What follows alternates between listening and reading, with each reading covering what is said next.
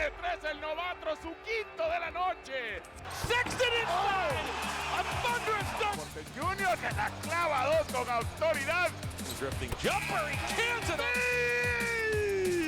Thompson now got Carmelo in the air and dunks. Welcome to CavsHQ. Thank you for joining us on Fox Sports Ohio and the Cavaliers Radio Network. Now, here are your hosts, John Michael and Rafa Hernandez Brito.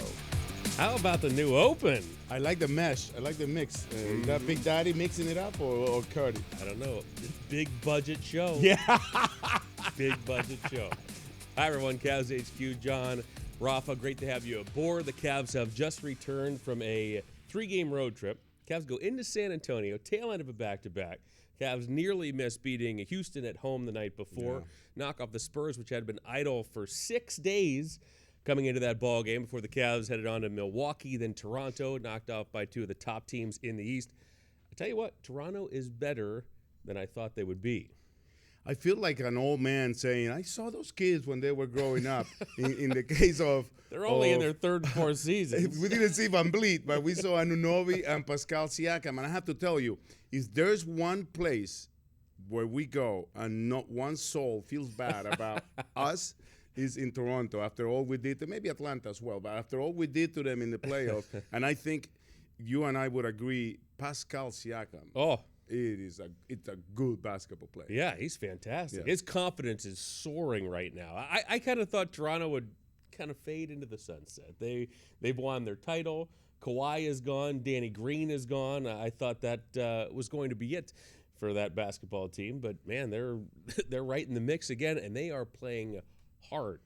Is playing team basketball, and the guys that defense. There were a couple of guys that you didn't know about, but Powell is playing out of this world too. And then you get a couple of guys like Terrence Davis who have very good minutes off the bench, and they're surviving the injuries right now. And they look again. Them and the Celtics, I think, are the surprise of the East, considering all they lost. I'd agree with that in the offseason. Yeah, and defense is where they made their mark last season. Yeah. Fifth. Nick Nurse's team was fifth in the league in terms of defensive rating. They're second right now. And again, they lose 2+ defenders in Kawhi Leonard and also in Danny Green. And the question was, would they be able to maintain it? But you get a sense of why they were so good last season. It's a system.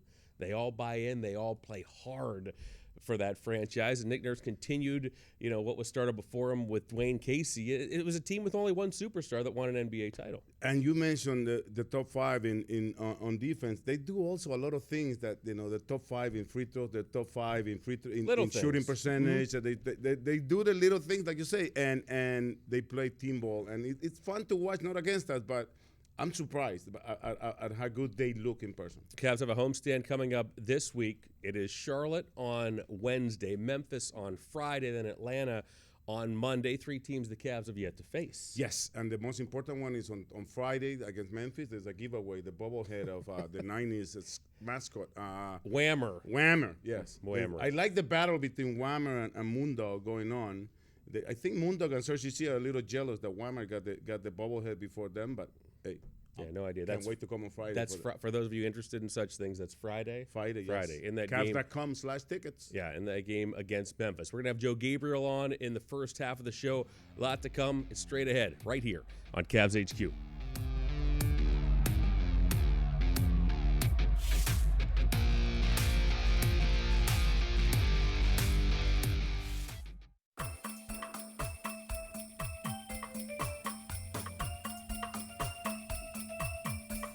And we're back in the depths of Rocket Mortgage Fieldhouse. John Michael, Rafa Hernandez Brito, and a festive Joseph Gabriele.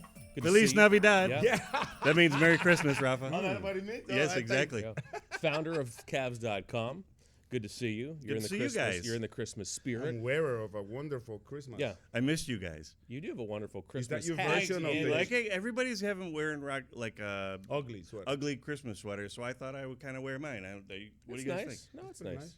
I think it's cool. Green and red. It's it's festive. It's Christmassy. You know what I mean? You're wearing the brownie Elfie hat. No, it's just my little Santa hat. It's nice. Yeah. For those of you who know the show, you know that Joe Gabriele brings something new each and every episode. So what do we got?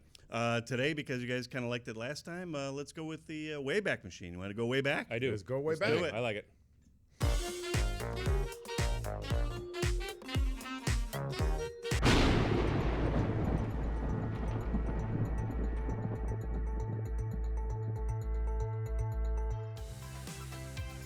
It's the mid-90s. The O.J. Simpson murder trial was riveting the nation, and Bill Clinton was embroiled in the Monica Lewinsky scandal. Brandy Chastain reinvented sports celebration. MC Hammer was too legit to quit. And Forrest Gump was Run, Forrest, running away with Americans' hearts. For the Cavaliers, organizational change was afoot. Gone were the rowdy Coliseum days as the wine and gold moved downtown as a new era began. The mid-90s Cavaliers. We're back in the mid-90s because, like this year, we brought back the mid-90s uniforms. The blues. The blues and the blacks. And so let's flash back to the mid-90s. All right, let's go. First of all, I have a kind of a confession in that I don't really like those uniforms. That's funny that you mentioned that because we asked Brad Doherty when we had him on the show, and he was surprised about the reaction they're getting now compared to the reaction they got back in the day. He said what? That he was surprised that people like them now because even the players did not like the uniform. And that's what I'm saying. When you ask the kids now, the guys now, and especially the young people, it is fire, as they say. So it's throwback. That's why. Well, because they didn't live through it. Because that to us was like the end of like an era. The era. Yeah. So it was growing pains. I mean, they kind of went from these Cavs to those Cavs, and it was difficult. It was a difficult change. So I'm still getting used to the black and blue uniforms right now. I like them. I do too. I think they look neat now. I didn't like the change. Do you like Whammer or Moondog? I like them both. Yes. And I also like the relationship that Whammer and Moondog have. That's what I was just telling John about. It's like a little jealousy there, man. That's what I mean. They kind of beef all the time, and I like that. So I kind of like that rivalry, actually. Does Cersei C have a retro guy that he has, or he also No, fights with Whammer? he's an original. CC is just, he's himself. All right, let's talk mid-90s. So the mid-90s, okay, so this is when the Cavs kind of moved to Gund Arena, as it was called at the time. And again, this is coming off the years where they had played Jordan real tough, and now we are into the era where the Cavs are kind of around 500. It's the Mike Fratello era. It's post-Doherty. Our friend, post-Nance, it's post-Doherty, post-Nance. Price. Now post-Lenny, so that's Mike Fratello, who did an excellent job, obviously. The birth of the restaurant era of Cleveland, I guess, with Mike Fratello coming in. Exactly. It's like all of a sudden, Johnny's all of a sudden their income just went way up. So it was the Mike Fratello era, and it wasn't an unsuccessful era. I mean, they were kind of right, as you can see the record, right around 500. So they still were pretty good, but again, it was growing pains. It wasn't the rowdy old Coliseum. It was new downtown. So things were just different. Just to put things in perspective, Mike Fratello's first season was Brad Doherty's last. Yeah. So for our younger fans, again, historically speaking, that's what we're talking about. Yes. That's when Coach took over. Yes, and I don't believe Larry Nance Sr. ever played at Gund Arena. He was done by then. Mark Price was kind of in his last years here or so here. So again, it was a kind of a Tyrone Hill and Bobby Phills, the late great Bobby Phills. So there still were some really good players. But it just wasn't the same. And I mean, look at Tyrone Hill. I mean, look at that guy. For those on the radio side, we're looking at a graphic of Tyrone wearing the uniform that been declared a favorite of Joe G. Over 300 games with this franchise. Yeah. So but either way, so I liked those. I liked the next ones they had, but these blue ones, the black and blues with the swoosh, I'm just not a huge fan of that. Joseph, talk about Bobby Phil's game again for some of our younger viewers. Bobby Phills was just, he was kind of, he would be good in any era, and he'd be great in this era. I mean, a swingman, just built like a tank, built like a fullback. Just a great, and by all accounts, a great guy. Obviously passed away in a auto accident, but he was a real great one. He really was. Also over 300 games with this franchise. Joe, were you covering the team, or were you still with the NBA at that time? Are we going to do this again? He was busy discovering the internet, man. Come on. I was inventing the internet at that time. I know that. I know that. Him and Al Gore. No, I was not covering I was still a Cavs fan at that time. Okay. I wasn't in town at the time. I thought you were with the NBA at that point. You were getting to the NBA. I started with the NBA in, I believe, 96 or 97. All right. So it was close after that. Danny Ferry as well in that era. Yes. Yes, Danny Ferry. And like I have to point to, and I know the radio fans can't see this, that's as badass a photo of Danny Ferry as you're ever going to see. He should put that on his LinkedIn page. I mean, look how good that is. But Danny was, again, and Danny came in with a lot of baggage because he was in the Ron Harper trade, and people loved Ron Harper. So that was, again, part of the growing pains. Even though Danny was part of the Cavs at the Coliseum, again, Ron Harper was gone. He was with the Bulls, and I was busy during or those the Clippers days. at the time. During those days, I was busy doing other things, covering other sports. Did Danny Ferry have a career similar to what he had in college, or did he live up to expectation? No, he did not. Okay, No, that's what he I'm was, asking. but again, he came in, and I know they called him the next Larry Bird, and that wasn't going to work. So Yeah. You see, I was busy. This is what Well, Rafa, look at for you those back on the in the- television side, this is what Rafa apparently was busy doing. see, you guys Visiting dog with me. the That greatest looks of like all Rafa time. in like the mid '60s. Yeah. Yeah. By the way, I mean, where's the rest of the I, Rat we Pack in didn't that really one? dog you. I'm this just is saying, when I but- realized this was probably the first event I ever covered as a sportscaster. It's early in the middle of the 90s, and it was at the Broadcasters Awards dinner, and somebody invited me, and somehow Lucky Rafa ends up in the table with Jack Buck and Muhammad Ali, and I Why thought is I was none of like, that where's surprising? this None of going? it, no. It's not I Lucky know. Rafa. It's Weasel his way in. Rafa. Everybody who knows him knows it's not luck. I ended up there was an empty chair right in between Jack Buck. Yeah. So let me ask: were you nervous to meet Ali? Or, I know Yes, you don't but get nervous too easily, but I wasn't, but I was glad I was able to tell him, and this is true. He was a big reason why my father and I had a relationship aside from just father and son, because he used to watch the fights back in El Salvador, and I used to sit with him and watch this guy fight, and that's how really the beginnings of me being a sports fan. So I told him, I said, thank you for helping me have a relationship with my father. You're the greatest. yeah, that's a good icebreaker. I was going to ask you, what do you say to Ali? What do you say? So that's And he was Yeah, still. again. Who are you talking to? I know. What am I? Then we sat down and talked You about know, other like, things. you You know, know? a loss for words. I know. If I met Ali, I'd be like, And then I met Charo in the 90s as well. You know, she was a very wow. sexy Where are we lady. getting these pictures? did she give you a What nice? are you- By the way, the blue cape was part of her What outfit. are you doing under the road? I don't know. Trust me. She was a very Did she give you like a aggressive lady. like a coochie coo? yeah. She was a very aggressive lady. That was part of her outfit, not mine, by the way. Rafa just Look, called again, someone for those on aggressive. the radio set, we're looking at a picture of Rafa under a cape with Charo, and he just called her an aggressive lady. Yeah. Look at that picture. Look at that picture. Rafa in the 90s. What were you doing in the '90s? Have we? Not much. I was in South Bend for 8 straight years. Okay. Waiting for He a went national to college football after college championship. after See, college. now look at our guy right there. Oh, come on. You guys set it up. Look, That's at John Look in at the that middle little of cutie. Oh, that's Notre Dame's finest. Look at the fashion sense, too, on that guy. Come I on. like that rugby. I That like looked that. like Pablo Escobar. Benetton. Looks like Waldo. Come on. Look at that. Oh my god. Nice. Yeah, Smoked the again, stogies. yeah. That's about 7 beers in right Notre there. Dame's finest. Come on. It's Notre Dame, man. Right. Was it easy to get in trouble in Notre Dame on the weekends? Like, To be honest with you, most of everything that happened at Notre Dame is on campus. That's what I mean. There It's great, there was though. not much going off campus at Notre Dame back in the That 90s. wasn't. That's That really wasn't the question he asked So you. you- I think it was. I think it was a pretty. It was a pretty safe environment, I'd say, back in the 90s. Is that what you were asking? yeah. Did I answer the question accurately? Or? Yeah. Well, not really. He kind of asked if you were getting in trouble and doing kind of crazy stuff. No, I was Okay. not. I was nerdy.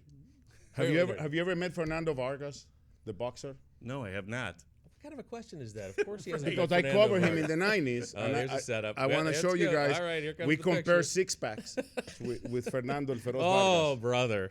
Oh, Wow. Okay? look at that! This is what you. Waffle. This is what you get. Oh my!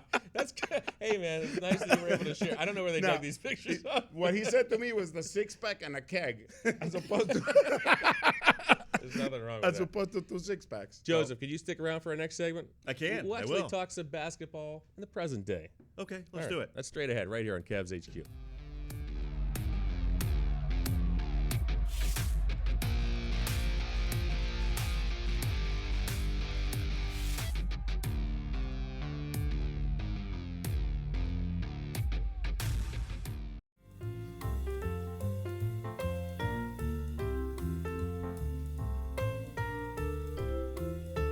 Happy holidays from us here on CavsHQ.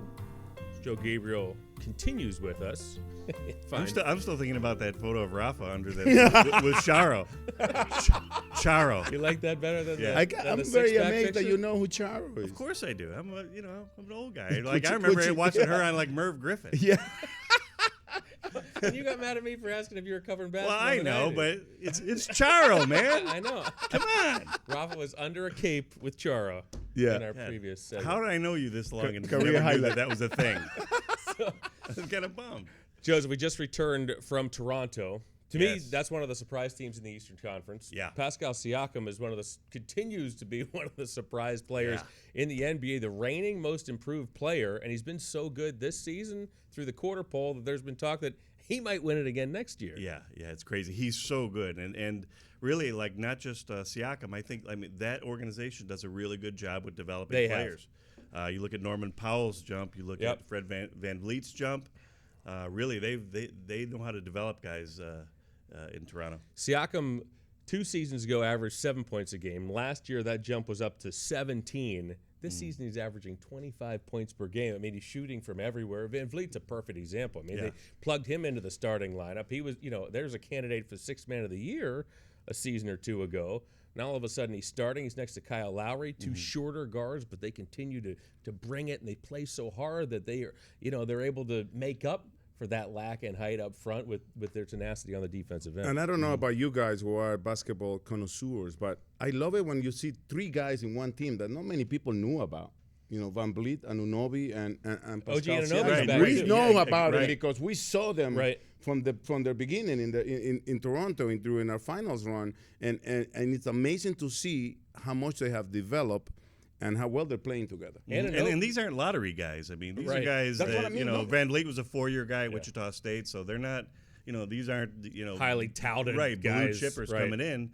They've gotten better, And they fit in that system perfectly. Anunoby is a player who he didn't even make the playoff run last season. Had acute appendicitis late in the year, missed the end of the regular season, tried to get himself back for the playoffs, was available in the finals, but they were cooking so much they didn't even need him. But, he has fit in seamlessly with that team. When you look around the league, Joseph, in terms of most improved candidates, we've seen some surprise teams. Rafa talked about it. I think I'm just as surprised that Boston is playing as well as they did because of their loss. The same idea with Toronto. Yeah. You'd think that they'd take a step back, particularly defensively. Exactly. And those teams have gotten even better. As you look around the league, Joseph, any other players stand out that have taken that extra jump? I do, but to your point, just to revisit your point real quick. You look at the Nationals without Bryce Harper. I mean, that's a good example. And that sometimes when you take a superstar off a team, it's true. Nothing against even the superstar himself. It's just that the team just plays more like a team. They play better. They don't defer to him in many ways. So really, it could be a good thing. But to your question, again. Devontae Graham. You like him? He's coming to town. Memphis. This week. Again, he's rolling into town Charlotte. on Friday. Charlotte, right? I'm sorry, Charlotte. Again, there's a guy who made a huge leap from his first year, and also not a really big name coming into the league. Exact same mold. He was averaging 5 points his rookie season, nearly 20 this year. Is Luka in the mix? Of course, yes. Is he in the mix for both MVP and most improved player? And then we'll see another second-year player, Trae Young, coming into town. That is also obviously getting the minutes from the beginning of his career, but he's playing pretty well. Luka, I think, has the lead in all that. He's been spectacular. Luka Doncic suffered an injury. He's going to be out for a couple of weeks, but and they still beat the Bucks. And I would say the end of the Bucks streak. To bring it back to the Cavs. These guys, when guys come into the league now, they are super young. They're not like they used to be. Right. So really, you don't, again, even as a man, you don't really grow up until your early 20s. So you look at guys like Kevin Porter Jr., Darius Garland, Colin Sexton. These guys are really young. They're not even drinking age kids, yet. yeah. They're kids. Kids. So in 2 or 3 years, you have to think what they're going to be, and really to think about what Darius Garland and Kevin Porter, what those guys are going to be at 21 and 22 is really exciting. Right. I mean, and Luka Doncic, 20 years of age. Exactly. How about Giannis? Giannis was the youngest player drafted when he was a rookie. He was 6'9". when he was a second-year player, was 6'11". They haven't finished growing He yet. literally Right. was still growing Right. in the NBA. Yes. So that's what my point is, that these guys aren't finished products. You feel like they're because they got drafted, but really, how good is your player development? And I have 100% confidence in John Beilein and his staff that they're going to turn these guys into really good players. Speaking about growing, Kevin Porter, he's filling out already. December I is mean, the he's month for put him. on a Wow. good Yeah. 10 pounds of muscle Yeah. since the start of the season. Joseph, great stuff as always. Good to see you. Happy Thanks, guys. holidays. Feliz Año Nuevo. That's Happy New Year. Happy New in Year. Spanish. That's exactly. With Pichichos. I knew that because I'm waiting for you. Are you guys done? well, I'm the spotters for Spanish radio for the Oh, Browns, that's so right. he and I There we go. habla español Yeah, well, all the time. obviously. More Cavs HQ right after this.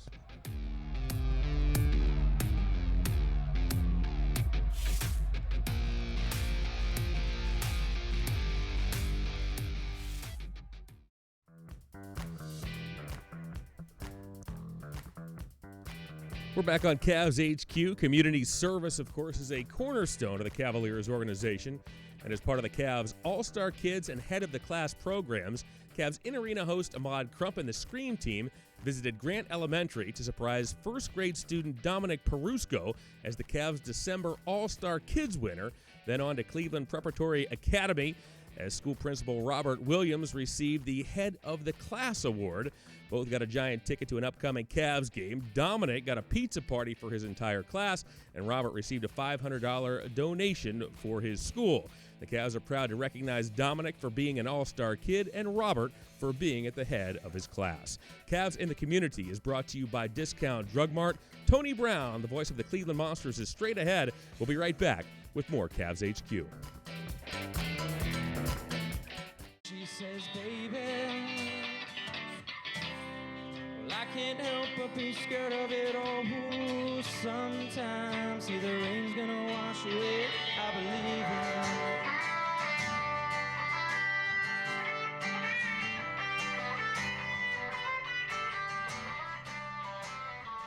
Man, Look at this talent. talent. That is Tony Brown, the voice of the AHL's Cleveland Monsters. This is Tony Brown. Good to see you, buddy. Good to be with you guys. Thanks for having me. How have you been? Season rolling right along? Oh, man, you blink and you're 3 months in, right?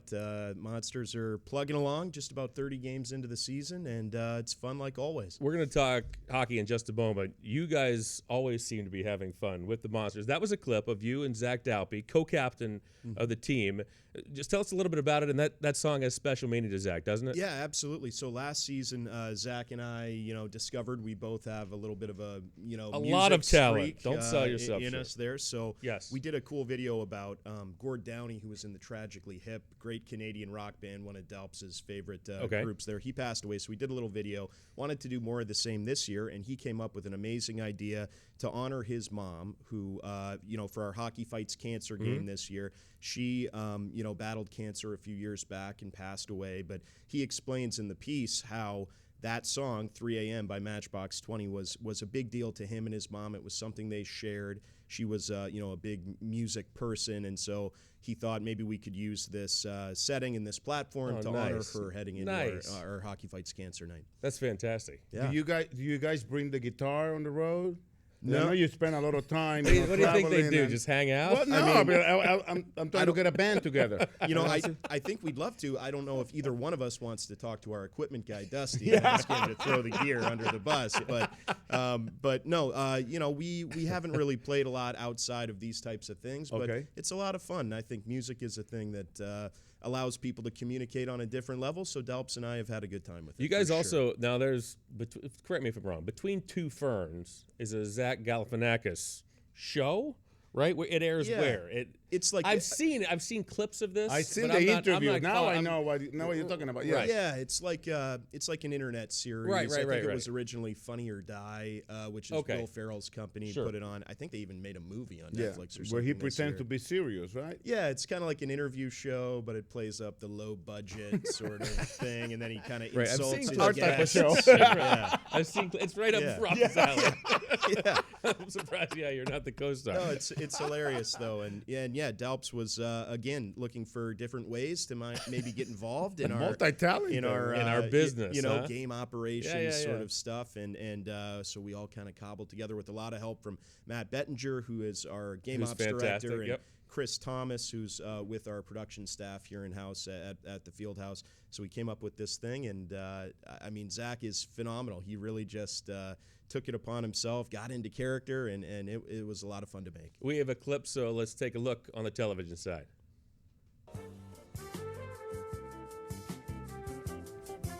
Hi, I'm Zach Delpy. This is Between Two Goals, and this is my first guest, Tony Brown. So let's get right into it, Tony. What is it like asking the same questions day after day? Oh, well, I have about as much fun asking you guys those as you do answering them. Yeah. So that gives you an idea. So not very much fun.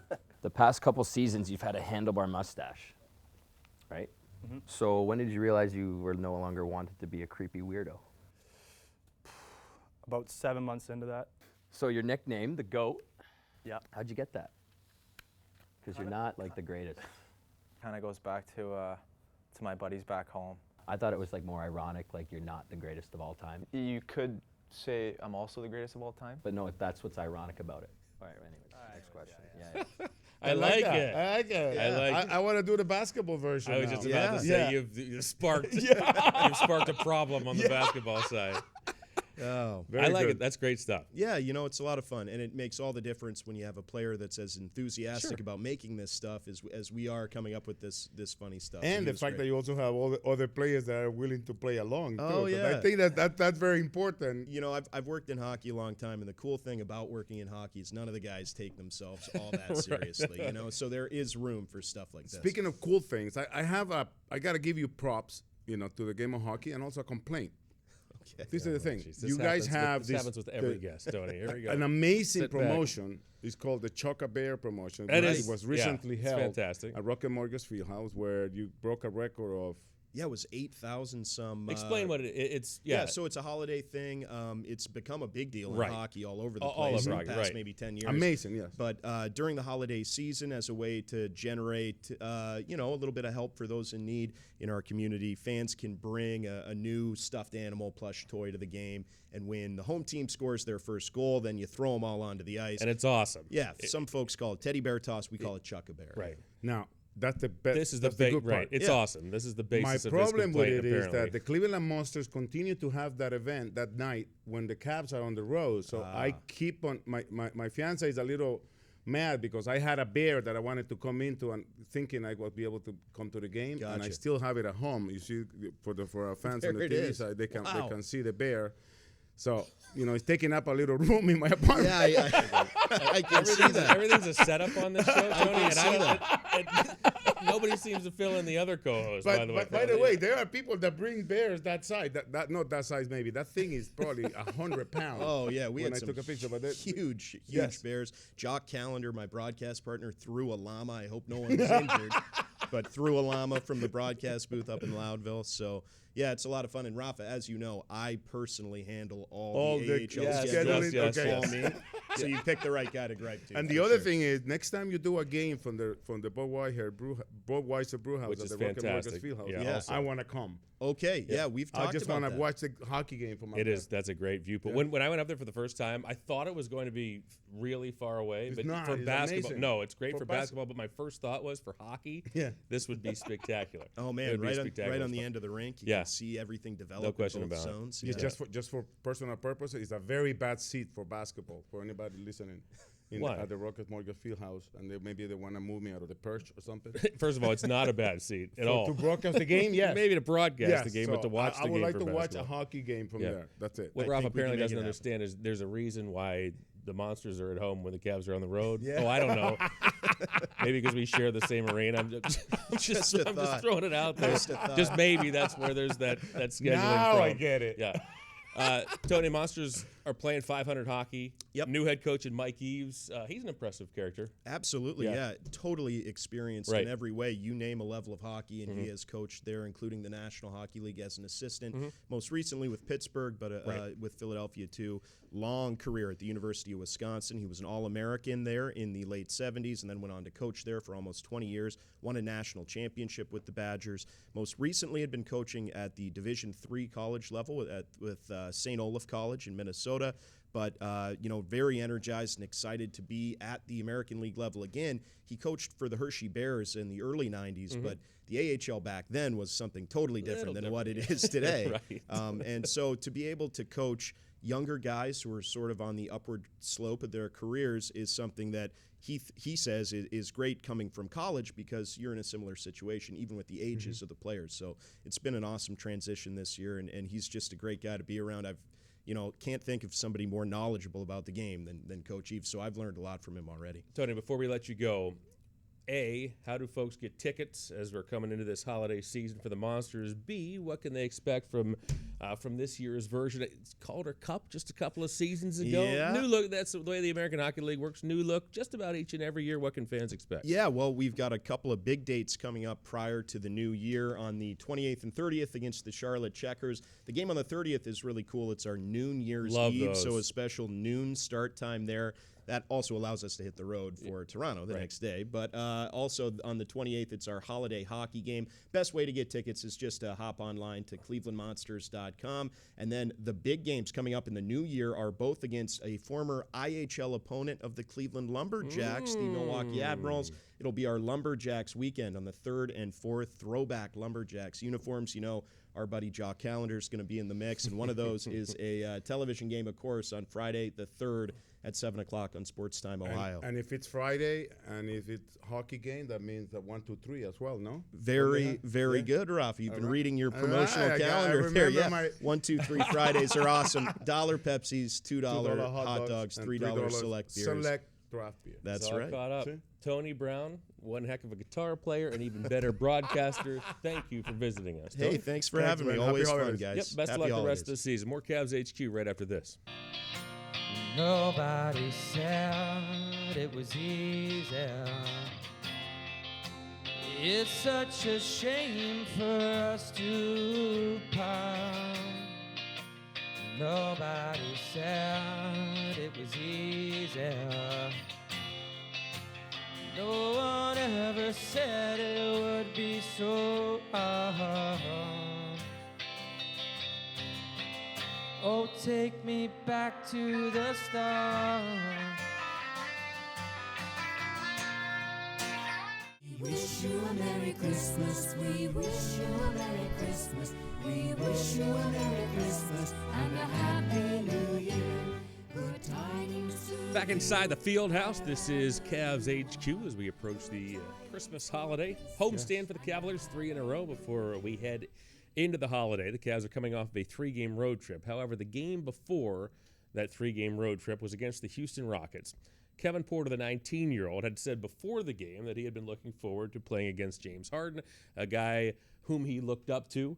And got a chance to work out with, right? Yep, got a chance to work out with as well. And boy, did he perform on the big stage at Kevin Porter. 24 points that night, hit 6 threes, and his game in December has really been coming around. I mean, he's one of those players that you saw in camp and you said, well, once he gets some reps, we really might see something, and we're starting to here in this month. And we have said it over and over since the season started, John, that we have to give these guys a chance to grow, and you have to evaluate the progress of this season in terms of growth. And I think this is a guy, Kevin Porter Jr., who has shown that he's learning from his mistakes, that he's learning the game. Again, he didn't get much playing time last year at USC. He was considered by his peers the steal of the draft. The Cavs took a chance on him. They saw something in him. And on top of that, I think he has shown flashes of his athleticism and what he can do on the floor. And this month of December, he has really put it together. He's working hard, too. Austin brought something up during the road trip. Kevin missed a shot, and it might seem like a vanilla-type situation, but he busted back on defense. Transition defense has been something that they've been harping upon, and you can almost see the building blocks for Kevin Porter. There are mistakes. There are mistakes with all rookies. We saw it in camp out of Kevin the first couple of games. He was foul prone early over the first month or so. But, boy, again, step by step, incrementally on both ends of the floor. You know, he's a big guy. We talked about it earlier in the show. He's put on 10 pounds of muscle, we've been told, since the start of camp. And it looks like good things are on the horizon for this young man. And to use one of Coach Beeline's line that he's been using, the game is slowing down for no Kevin question. Porter Jr., especially on the defensive side, what he showed, what he can do against. He's always guarding the best player on the other side. I think that is part of the trust that coaching staff is putting on this kid.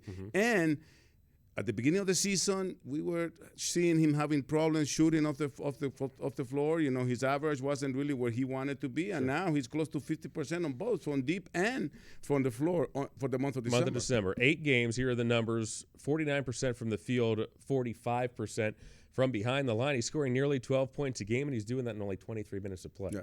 I mean, terrific number. Yeah, terrific. And again, you knew it was coming.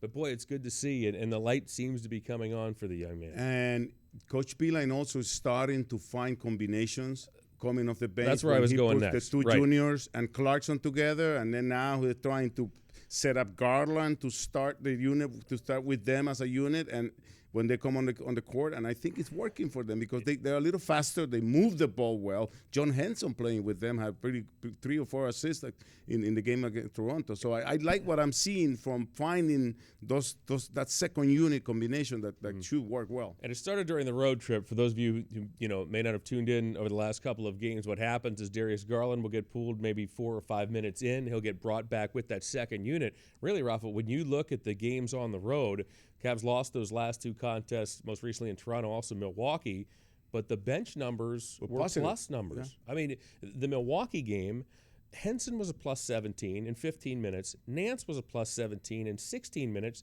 and the Cavs lost the game by 17, which means that in those 15 and 16 minutes that Nance and Henson were on the floor, the Cavs, or the minutes that they weren't on the floor, the Cavs were outscored by 34 points. Yeah. And also, you just mentioned those 3 names. When they're all in they're very athletic, very long. They protect the rim. They really hit the boards. And Darius Garland, his numbers are reflected in the last days as well because of playing with these guys. Yeah, and he's coming around as well. His 3-point percentage for the season is all the way up to 37.5%, getting more comfortable. A rainbow is starting to show, Yeah, and John Beeline said it early. We need to get this guy in more catch-and-shoot situations. He was not in many catch-and-shoot situations early in the season. That's developing more and more, and he's responding, and that stroke looks a lot more comfortable. 15 points in the fourth quarter against Toronto in the last game, and also at least 5 assists in each game of the road trip. And I think that has to do with the fact that he's actually playing with a unit that is sharing the ball, that is moving the ball, that is running with the ball.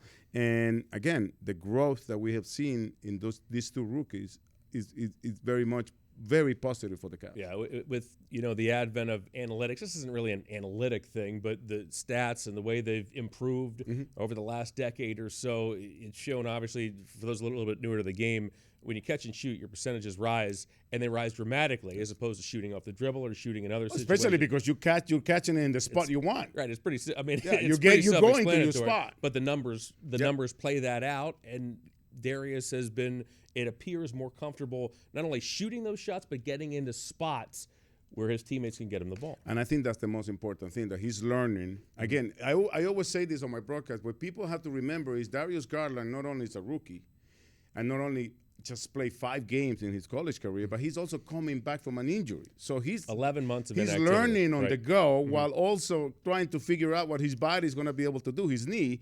And I think that we have to give him a little extra time to see what the development is, but you have to base your evaluation now that you have a good sample all the way to December in the growth that these 2 players have had, especially the rookies. And I think it's very, very, very good for the future of the Cavaliers. And just so it's clear, the knee, he says, is fine. That fine. hasn't been But still, conditioning is where it's the whole year. Right. It's 11 months of not playing a ball game. Yep. And getting back up to not only getting back up to while game playing speed, with professionals. Right. Getting back to NBA speed where you're going up against superstar point guards night after night. So those are 2 19-year-olds to keep an eye on as we roll toward the Christmas holiday. It's coming up after the homestand. We'll talk about that homestand on the other side of the break as we wrap things up here on CavsHQ.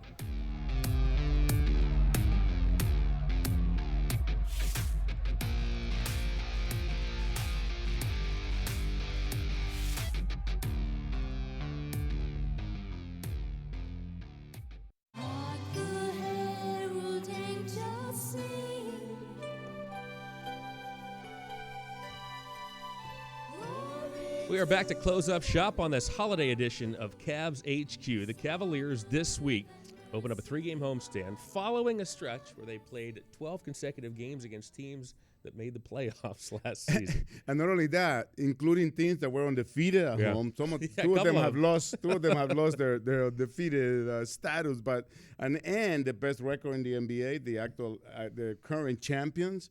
And now we get three teams coming into town that promise to be entertaining games. Young talent. We were talking about Devontae Graham from Charlotte, who is one of the most improved players, I think, this year. And then you add the Grizzlies without Morant, I believe. And then, Trae Young and his crew coming in with the Hawks. Yeah, let's on the TV side, let's take a look at that stretch coming up. Charlotte, of course, no more Kemba Walker. Life after Kemba. He has moved on. Yep, he has moved on to Boston. It's Terry Rozier, the Youngstown native, who now runs the point alongside Devontae Graham.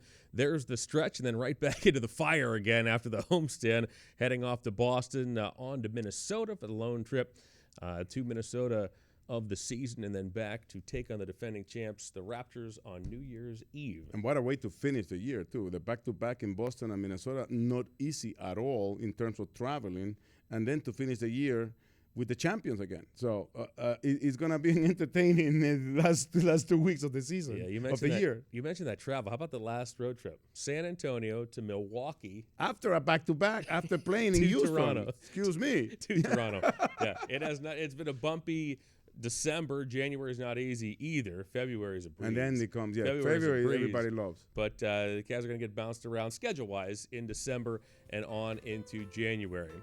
Happy holidays, my friend. Feliz Navidad. Happy holidays to all of you. Be safe. Enjoy the homestand. Cavs.com is where you can get your tickets.